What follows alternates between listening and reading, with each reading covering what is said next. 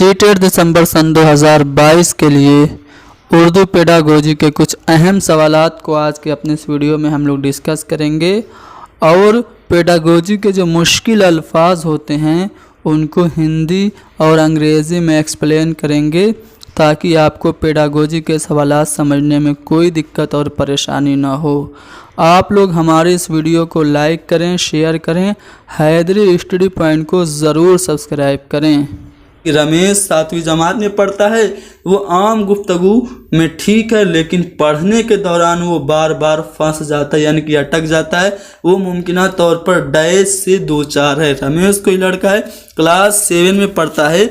आमतौर से जब बात करता है तो वो सही बोलता है, लेकिन जब कोई चीज़ पढ़ता है तो वो अटक अटक के पढ़ता है। तो वो किस लर्निंग डिसऑर्डर से वो क्या है, ग्रसित है? क्या उसको डिसलेक्सिया है, डिस्फेजिया है, डिसकैलकुलिया या फिर डिस्ग्राफिया है? तो दोस्तों उस बच्चे को जो कि पढ़ने में उसको बार बार फंस जा रहा है उसको डिसलेक्सिया है। डिसलेक्सिया मतलब क्या होता है? पढ़ने में दिक्कत या परेशानी को ही डिसलेक्सिया कहते हैं। डिस्फेजिया जो होता है वो मेंटल डिसऑर्डर होता है। डिसकैलकुलिया जो होता है वो आपका मैथमेटिकल प्रॉब्लम होता है, जबकि जो डिस्ग्राफिया होता है वो लिखने से रिलेटेड प्रॉब्लम होती है। तो यहाँ पे बच्चा पढ़ने में उसको दिक्कत है, इसलिए यहाँ पे पहला वाला ऑप्शन डिसलेक्सिया सही जवाब होगा। सुनना और पढ़ना है दोस्तों, यहाँ पे सुनना और पढ़ना महारत की बात हो रही है, यानी कि listening skill and reading skill की बात हो रही है। श्रवण कौशल और वाचन कौशल की बात हो रही है। तो दोस्तों अगर मैं भाषाई कौशल यानी कि लैंग्वेज स्किल की बात करूं तो ये कितने होते हैं? 4 होते हैं। कौन कौन? Listening skill, speaking skill, reading skill and writing skill, जिसको हम लोग LSRW भी कहते हैं।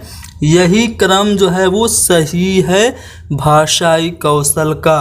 तो जो लिसनिंग स्किल है और जो रीडिंग स्किल है, ये दोनों जो स्किल हैं इनको हम रिसेप्टिव लैंग्वेज स्किल कहते हैं। और अगर मैं बात करूं स्पीकिंग स्किल और राइटिंग स्किल की, तो ये दोनों जो स्किल्स हैं इनको हम एक्सप्रेसिव लैंग्वेज स्किल कहते हैं। इसी को उर्दू में अखज़ी महारत और इजहारी महारत कहते हैं। अखज़ी महारत का मतलब क्या होता है? यानी कि वो महारत जिससे हम जानकारियों को अख़ज़ करें, हासिल करें। अगर मैं सुनना की बात करूं तो आप क्या कर रहे हैं? मेरी बातों को सुन रहे हैं, तो मेरी बातों को सुन के आप इल्म का अख़ज़ कर रहे हैं, इल्म को हासिल कर रहे हैं। तो सुनना आपकी अखज़ी महारत हो गई। इसी तरह जब आप किताबें पढ़ते हैं, कोई भी चीज़ पढ़ते हैं, तो वहाँ से भी तो इन्फॉर्मेशन को आप रिसीव करते हैं। तो रीडिंग स्किल यानी कि पढ़ना भी आपकी रिसेप्टिव लैंग्वेज स्किल हो गई। इस तरह से हम कह सकते हैं कि सुनना और पढ़ना जो है ये अखज़ी महारत है। और अगर बात की जाए बोलना और लिखना की, तो ये एक्सप्रेसिव लैंग्वेज स्किल यानी कि इजहारी महारत है। तो यहाँ पे कौन सा वाला ऑप्शन सही है? यहाँ पे आपका सी वाला ऑप्शन सही है। बढ़ते हैं अगले सवाल की तरफ। अगला सवाल ये कहा जा रहा है कि आमोजिशगार की सुनने की महारत का अंदाज़े कद्र किया जा सकता है। कोई भी बच्चा है जो कि लर्नर है, उसको अगर आप चेक करना चाहते हैं, उसका एवेल्युएशन करना चाहते हैं कि उसकी सुनने की जो महारत है, जो लिसनिंग स्किल है, वो कैसी है, तो आप क्या करेंगे? यानी कि किसी भी शिक्षार्थी के श्रवण कौशल का मूल्यांकन करने के लिए सबसे अच्छा तरीका इन चारों में क्या है? तो पहला ऑप्शन है मज़ीद खामोश मुतालिया के लिए मौके फराहम करना, यानी कि मौन वाचन के लिए आप उसको अवसर देंगे तो उसकी सुनने का महारत का मूल्यांकन कर लेंगे, या फिर इल्मी सियाहत के लिए कहीं टूर पे लेके जाएंगे, या फिर उनके साथ मुतवातिर मश्क और अमल करेंगे, यानी कि लगातार एक्सरसाइज करेंगे और कोई एक्टिविटी कराएंगे, या फिर कहानी सुनाने के बाद तफहीम पर मबनी सवालात के ज़रिया आप किसी भी आमोजिशगार की सुनने की महारत का अंदाज़ा कद्र करेंगे। तो जी हाँ दोस्तों, अगर आप चाहते हैं कि आप अपने स्टूडेंट की लिसनिंग स्किल को चेक करें, लिसनिंग स्किल का एवेल्युएशन करें, तो उसके लिए सबसे बेस्ट यही है कि पहले आप बच्चों को कहानी सुनाइए। कहानी सुनाने के बाद उसी कहानी पे मबनी क्वेश्चन करिए। अगर बच्चों ने कहानी सही से सुनी होगी तो वो सवालों का जवाब सही देंगे। तो ये जो तरीका है कि कहानी सुना के कहानी पे मबनी सवालात करके इस तरीके से हम सुनने की महारत का अंदाज़ा कद्र कर सकते हैं। डी वाला ऑप्शन सही है। अगला सवाल कि दरसी किताब से परे जाने का मतलब क्या है। अगर आप पढ़ाते हुए सिलेबस से बाहर निकल जा रहे हैं तो इसका मतलब क्या है कि आप मालूमात को यानी कि इंफॉर्मेशन को दरसी किताब पर मरकूज़ करना चाहते हैं, यानी कि जो आप इंफॉर्मेशन बच्चों को देना चाहते हैं वो सिलेबस के ही अकॉर्डिंग हो, या फिर दरसी किताब के अलावा इजाफ़ी मवाद फराहम करना चाहते हैं, या फिर दरसी किताब को इग्नोर यानी कि नज़रअंदाज करना चाहते हैं, या दरसी किताब के परे जाकर बच्चों को मज़ीद गिराबार नहीं करना चाहते हैं। तो दोस्तों पढ़ाते समय अगर हम सिलेबस से थोड़ा मोड़ा हट रहे हैं तो इसका मतलब क्या है कि हम जो सिलेबस की जो किताब है उससे हट के उसके अलावा और ज़्यादा टॉपिक बच्चे को पढ़ाना चाह रहे हैं और ज़्यादा स्टडी मटेरियल उसको दस्तयाब कराना चाह रहे हैं। तो यही मतलब है दरसी किताब से परे जाने का कि दरसी किताब के अलावा इजाफ़ी मवाद फराहम कराएं बच्चों को। तो बी वाला ऑप्शन सही है। अगला सवाल ये कि इब्तदाई सतह पर बच्चों की ज़बान को फ़रोग़ देने में सबसे अहम क्या है। अगर आप चाहते हैं कि एलिमेंट्री लेवल पे बच्चे की लैंग्वेज को डेवलप करें तो उसके लिए सबसे इम्पोर्टेंट क्या है। क्या ज़बान की दरसी किताब है, या फिर बच्चे का अंदाज़ा कद्र यानी कि उसका इवेल्युएशन या मूल्यांकन है, या कवायद का इल्म यानी कि ग्रामर का जानना है, या फिर ज़बान के लिए मुनासिब माहौल है। तो दोस्तों इब्तदाई सतह के बच्चे की बात हो रही है। तो एलिमेंट्री लेवल के स्टूडेंट के लिए अगर आप चाहते हैं कि उसकी ज़बान डेवलप करे तो आप उसको बोलने का मुनासिब माहौल और एटमॉस्फियर तैयार करें। इस तरह से उसकी ज़बान को फ़रोग़ दिया जा सकता है।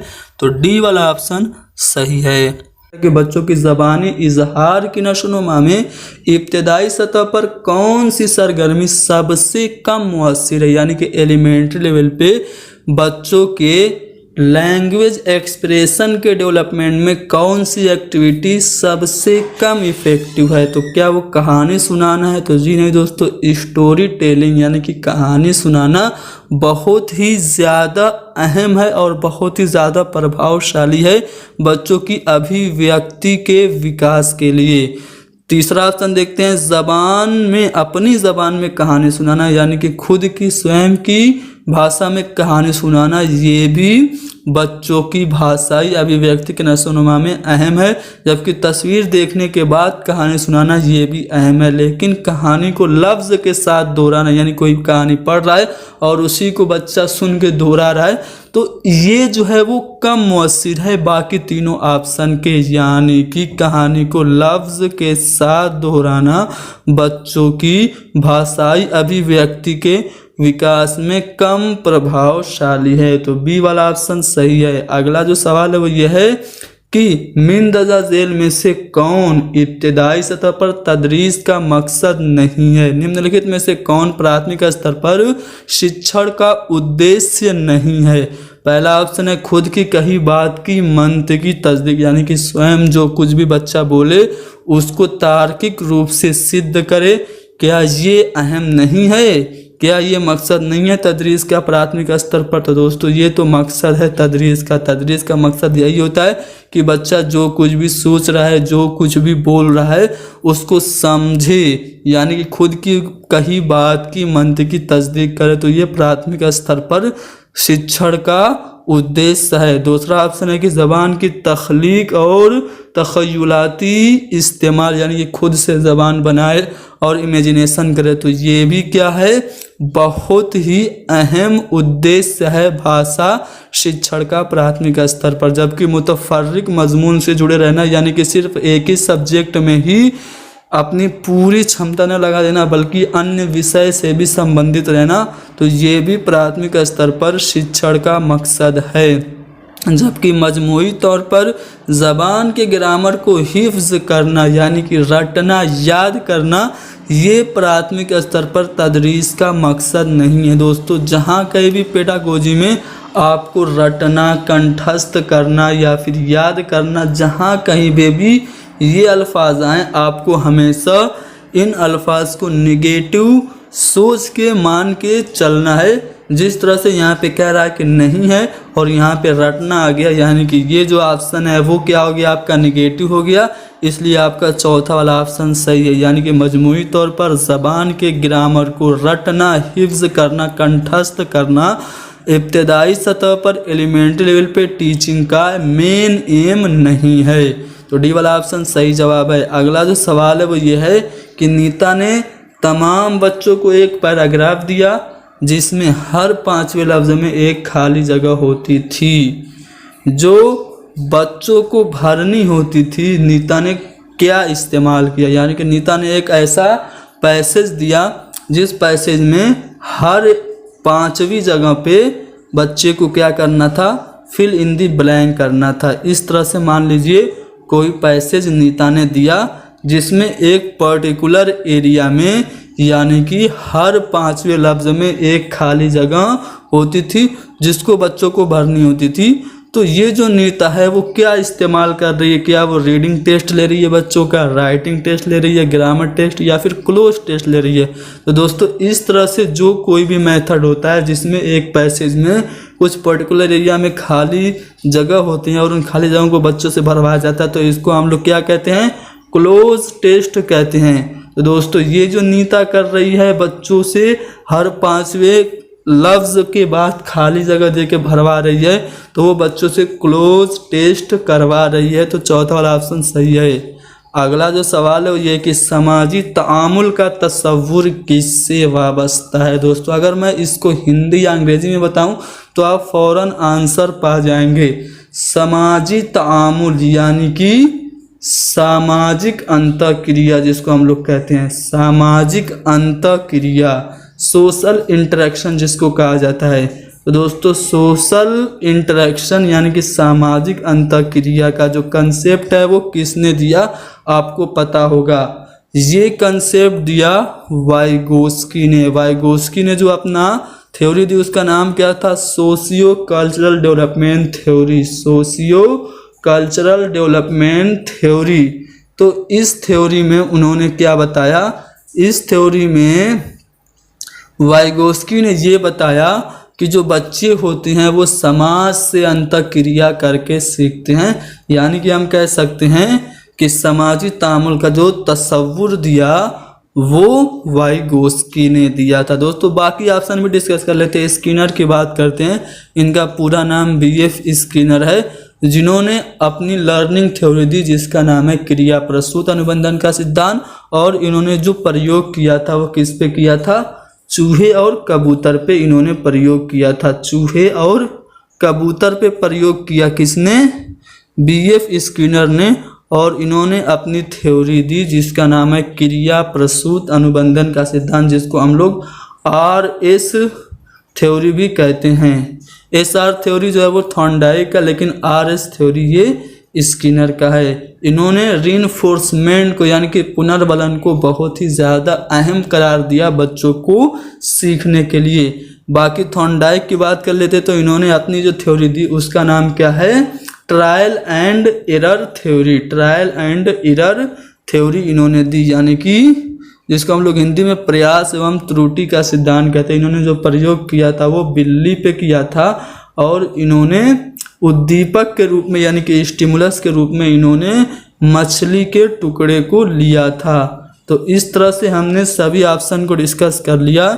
जीन पियाजे की बात करते हैं। जीन पियाजे ने कौन सा सिद्धांत दिया, संज्ञानात्मक विकास का सिद्धांत, जिसको हम लोग कॉग्निटिव डेवलपमेंट थ्योरी कहते हैं। इसमें उन्होंने संज्ञानात्मक विकास की 4 अवस्थाएं बताई। पहली जो इन्होंने बताई वो थी सेंसरी मोटर, सेंसरी मोटर अवस्था, सेंसरी मोटर स्टेज, ठीक है, जो कि पियाजे के मुताबिक 0 से 2 साल थी। यानी कि जन्म से 2 साल की जो स्टेज थी उसको पियाजे ने अपने थ्योरी में सेंसरी मोटर का। जो दूसरी स्टेज इन्होंने बताई वो थी pre operational stage. Pre operational stage, ये जो स्टेज था वो कब से कब तक था, तो 2 से 7 साल था। जो तीसरा स्टेज इन्होंने बताया वो था कॉन्क्रीट ऑपरेशनल